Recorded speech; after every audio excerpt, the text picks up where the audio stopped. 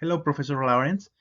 This is Ruben Garcia, and I will present my research questions. Should retail companies invest in digitalization of the supply chain on 2022?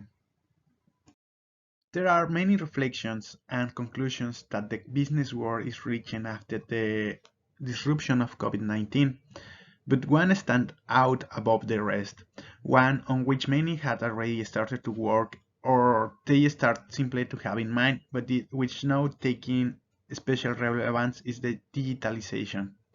This technology make it possible to reduce or eliminate problems and make it easier for companies to deliver the products and services at lower cost. This is achieved thanks to the end-to-end visibility of the supply chain um, that allows those who manage it to monitor and follow the status of all the tasks in real time in suppliers, plants, warehouses, distribution centers, etc. This continuous traceability will allow the identifications of inefficiencies and potential problems and improve the decision-making process and contribute with the overall growth of the business.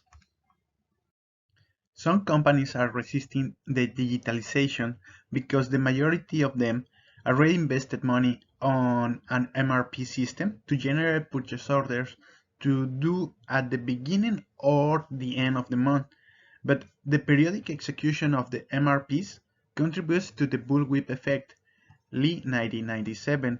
This bullwhip effect is when the customer orders 10 units, the retailer order 15 to have enough to supply them and safety stock, and also the distributor make the same, take forecasting 15 units and added 5, and it reached until the manufacturer that he produced 40 units, but the actual demand is only 9 units.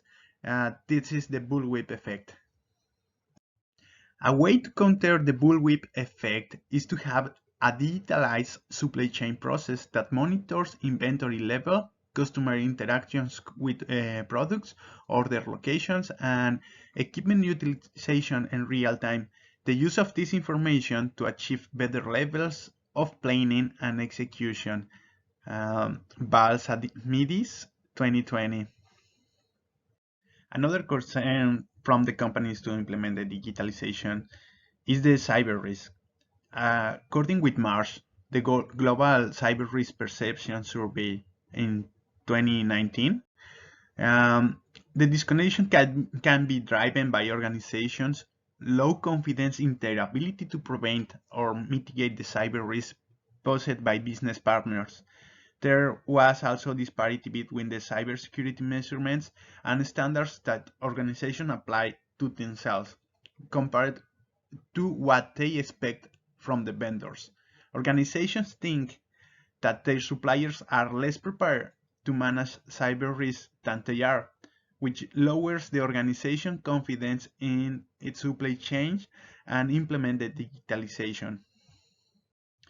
There are many techniques to manage supply chains, such as using Excel sheets and web-based applications. However, these techniques are inefficient, insecure, and prone to human error. A cloud-based SCM system using SMRs, that means service market, and blockchain systems can solve several common cases: service selections, resource provisioning, authentication, and access control.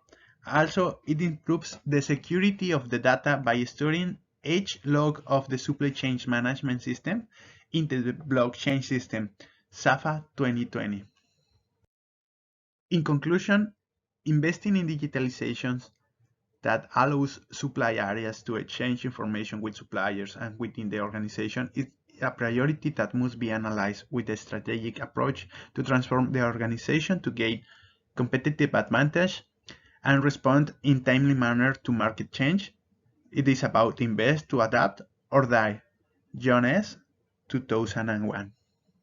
And just to close out, here are the references used for this research.